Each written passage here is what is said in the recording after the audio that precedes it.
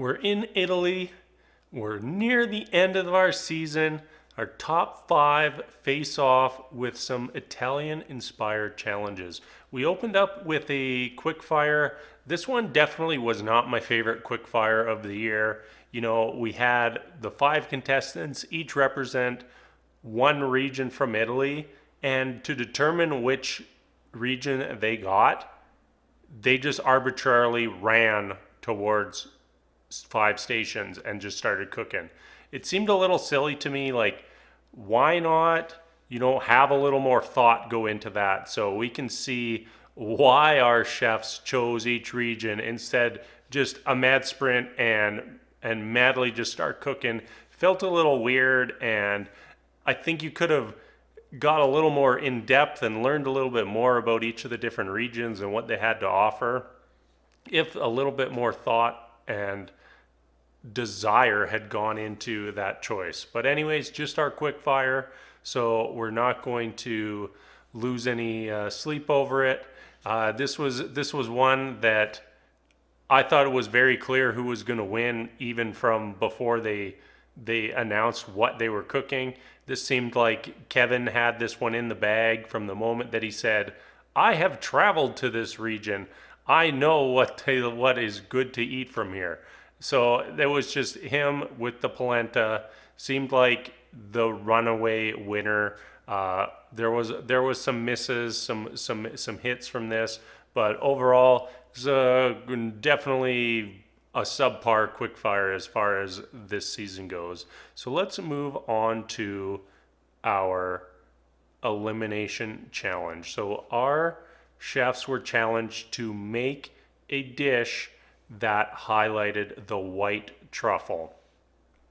Truffles are very, very common in Italy with many different varieties, and in particular the black truffle and the white truffle. And the challenge here is, make a dish that highlights the white truffle, and many of our chefs just did not do that. They made a good dish, added white truffle to that dish, and that was a recipe for disaster. We're on to our top five, and when we have two of the top five basically doing successfully at the challenge, like not even excelling, just being successful at it, there's something wrong there. Like Stephanie, Kevin, and Gregory all missed the boat. We are way too late into the game to have our chefs completely miss the boat on a challenge. All three used flavors that just overpowered the white truffle. And then on top of that, Gregory went ahead and basically just made a black truffle dish and substituted white truffles into that. And as a result, he ends up being our chef sent home. You kind of got a sense as you watched through this episode, though, that there was an impending doom on the horizon for Gregory. They were really highlighting how much physical pain he was in with his back and how much he was struggling with that. And I think in the end, that really impacted how he executed his dish, his whole thought process through everything.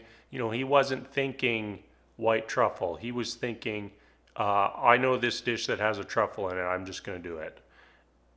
Versus all of our other chefs at least tried to make something that highlighted the white truffle. Even if, for Kevin and Stephanie's sake, they failed at it, they at least tried to do that. This elimination was a little weird. All three of our bottoms, they had different reasons that they could have been selected as the one to go home. Stephanie had that radicchio, and even she herself knew, like, this should not have been on the plate. Should not have put it on the plate. And one of those things where one tiny little speck of a bad ingredient almost cost her a chance at winning this show. So if you're ever on Top Chef and you're making a dish and one element is just absolutely atrocious, don't put it on the plate. You know, you could probably apply that to many different aspects of cooking throughout your life. If you cook a meal and you taste something and you say, that is disgusting, you know, don't just serve it anyways. Don't just be like, well, I made it, so you got to eat it. No, just throw it away. You know, repurpose it into something else. Feed it to the dogs. Dogs love gross stuff. They eat gross stuff all the time. Feed it to somebody. You got a pig in your backyard? Give it to the pig. It doesn't matter. Just don't put it on the plate. Kevin, on the other hand, he really just made two separate dishes. He made one dish that very much highlighted the truffle, had some flavors that really complemented and were a vehicle for the truffle, but then just slammed a 3-meat meatball on top that overpowered everything.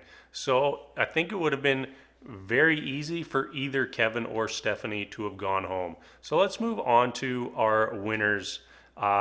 So we had Brian and Melissa. I really thought that Brian was going to be our winner here.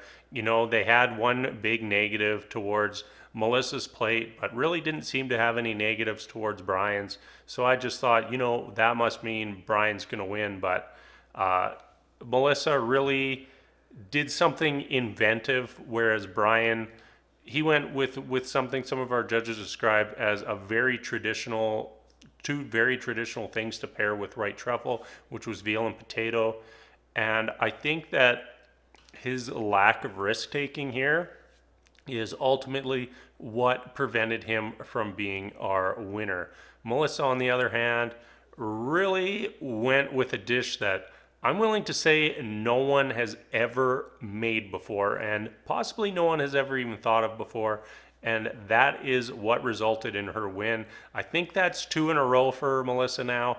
Is that five elimination challenge victories for her this season?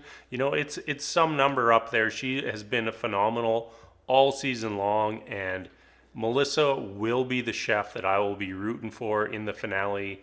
I just think she's been phenomenal in all aspects of the show all season long.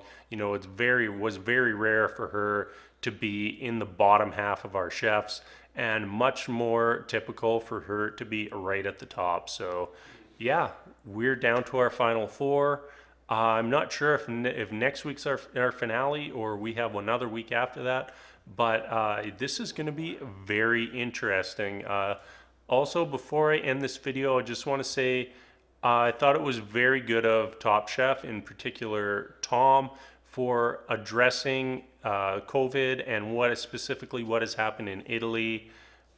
At the start of this episode, they said that everything was filmed in September, October of last year, so really before all the COVID outbreaks happened, and just sort of emphasizing that, you know, they really sympathize with what has happened both in Italy and around the world, and hope that in the near future we get back to a place where going back to some of these places like Italy, or really any country outside of where you live around the world, is something that many of us are looking forward to, and hopefully something that does happen sometime in our future once everything is safe again. All right, that wraps things up for me today. Thank you so much for watching, and we'll see you later.